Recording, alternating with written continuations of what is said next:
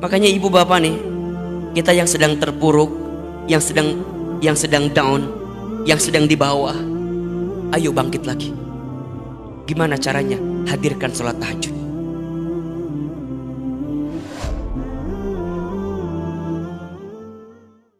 Yuk, kita susun agenda hariannya.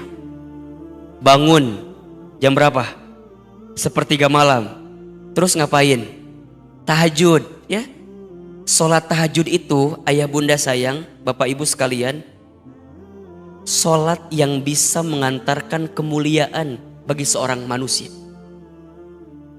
Makin hebat tahajudnya, makin mulia hidupnya.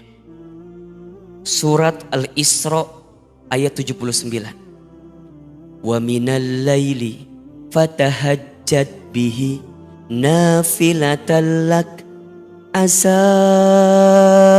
ayyab'asaka rabbuka maqamam mahmuda.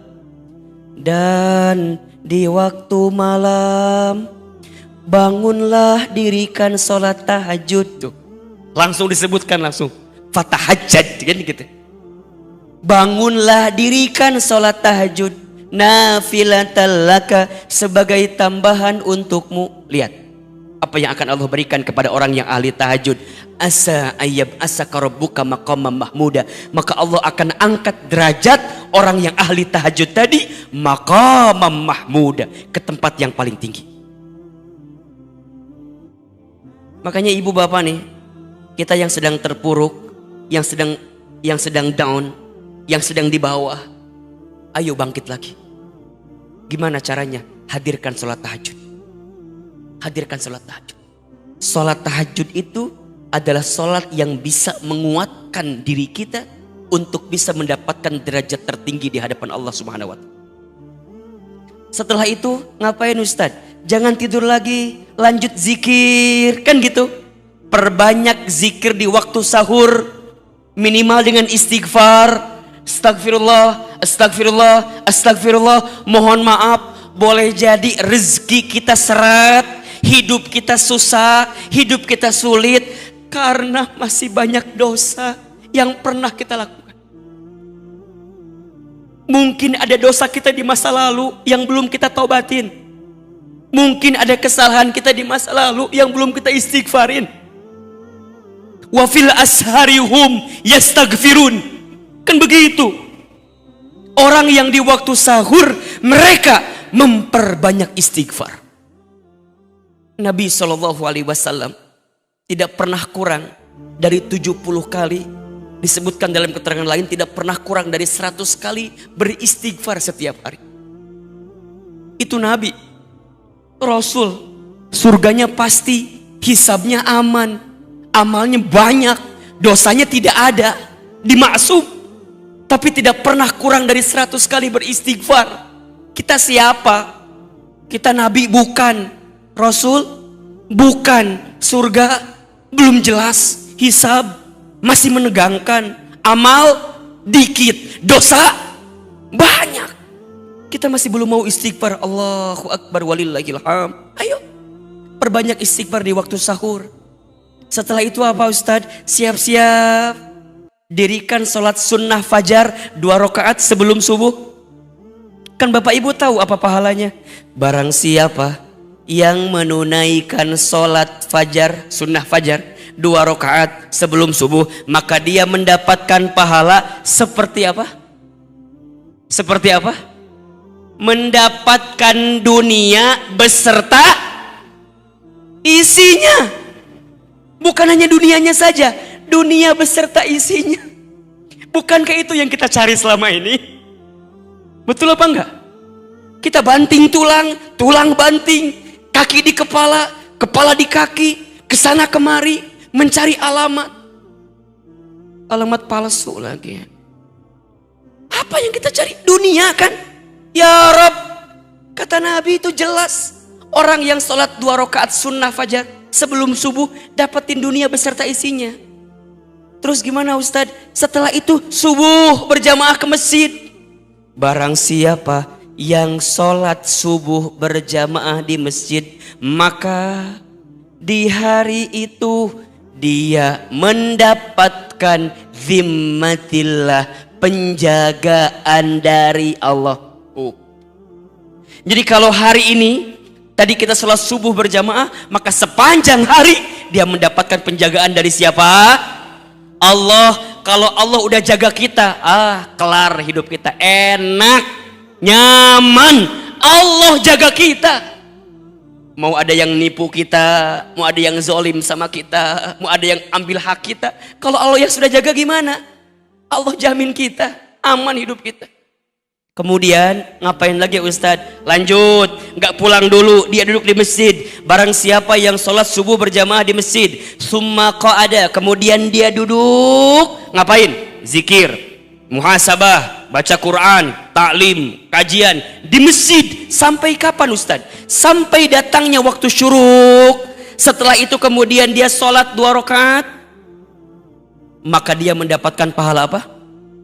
Haji umrah sempurna. Kemudian Ustadz, infak sodakoh, infak pagi, sedekah subuh. Almarhum guru kita Allahu yarham Syekh Ali sering bilang, sedekah subuh.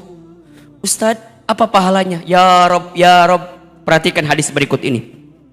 Ya, untuk kita agar terbiasa sedekah subuh. Ma min yaumin tusbihul ibadu illa malakani yanzilani. Tidak ada di setiap hari seorang hamba kecuali di setiap pagi ada 2 malaikat yang turun kepadanya. Berapa malaikat? 2. Jadi setiap pagi ada 2 malaikat yang turun. Ahilman, ngapain malaikat itu? Ternyata 2 malaikat ini berdoa kepada Allah. Sekarang saya mau tanya, kalau malaikat berdoa pasti diijabah atau tidak? Pasti dikabulkan atau tidak? Pasti. Apa doanya? Malaikat yang pertama berdoa kepada Allah, Allahumma a'ti munfiqan khalafa. Ya Allah, berikanlah munfiqan kepada orang yang berinfak, bersedekah di waktu pagi hari tadi. Apa? Khalafa, ganti yang lebih baik daripada apa yang dia infakkan. Ini yang doa siapa ini? Yang doa siapa ini? Malaikat, bukan Ahilman, ini malaikat yang doa ini. Ganti dengan yang lebih baik. Kemudian malaikat kedua berdoa, apa doanya? Allahumma ya Allah, a'ti, berikanlah, mumsikan, kepada orang yang pelit, medit, kopet, koret, apalagi? Meregese, cap jahe, buntut kasir, medit betul. Apa? Talafa, binasakan dia dengan apa yang dia miliki. Apalagi Nabi juga berdoa di waktu pagi. Apa doa Nabi? Allahumma barik li ummati fi bukuriha. Ya Allah, berkahilah umatku di pagi harinya. Malaikat berdoa, Nabi berdoa, Allahu Akbar, tembus, mustajab. Dan itu adanya kapan? Di pagi hari. Makanya orang tua kita dulu ya suka bilang gini, jangan bangun kesiangan, nanti rizkinya dipatok. Yang ngambil ayam kan, bukan toko sebelah ya. Ayam. Ngapain lagi Ustadz? Baru ikhtiar, jalan, ayo siap-siap, bismillah. Yang kantor berangkat ke kantor, ya. Yang dagang siapin lapaknya, bismillah. Awalnya kita udah nyiapin ikhtiar langitnya dulu kan. Coba dari tahajud, istighfar, sholat fajar 2 rakaat sebelum subuh, sholat subuh, kemudian isyraq, kemudian infak sedekah. Masa sih rizkinya nggak ada? Ya nggak? Kemudian apa? Duha, sholat duha. Barang siapa yang tidak meninggalkan 4 rakaat sholat duha di pagi hari, maka Allah akan cukupkan kebutuhannya. Cukup kebutuhannya. kita gak usah minta banyak lah, minta cukup aja. Betul? Mau bangun rumah, cukup.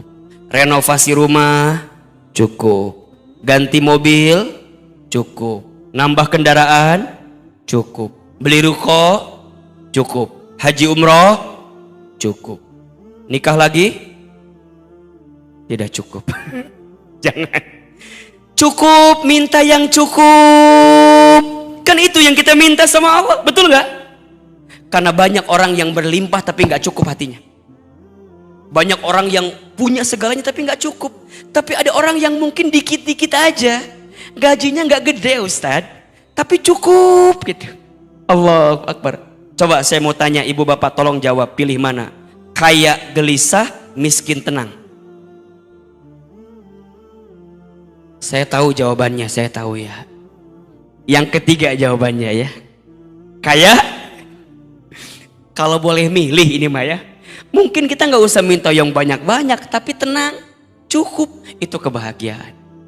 Maka ayo duha, jangan sampai lupa sholat duha itu. Kalau mau kita sempurnakan 12 rakaat kan, barang siapa yang sholat duha 2 rakaat, maka kelak dia dibangunkan istana di mana? Di surga. Makanya dalam duha kita sering doakan setelah duha apa? Allahumma inna duha'a duha'uka wal baha'a baha'uka wal jamala jamaluka wal quwwata quwwatuka wal qudrata qudratuka wal ismata ismatuka. Lanjut doanya. Allahumma in kana rizqi fis samai fa anzilhu wa in kana fil ardi fa akhrijhu wa in kana haraman fatahhirhu wa in kana mu'assiran fayassirhu wa in kana ba'idan faqarribhu ma ataita ya Allah fi ibadikas sholihin. Ya Allah, jika rizkiku masih di langit, maka turunkanlah. Jika rizkiku masih di bumi, maka keluarkanlah. Jika rizkiku masih haram, maka sucikanlah. Jika masih sulit, mudahkanlah. Jika masih jauh, dekatkanlah. Ya Allah, berikan kami rizki sebagaimana Engkau berikan kepada hamba-Mu yang soleh.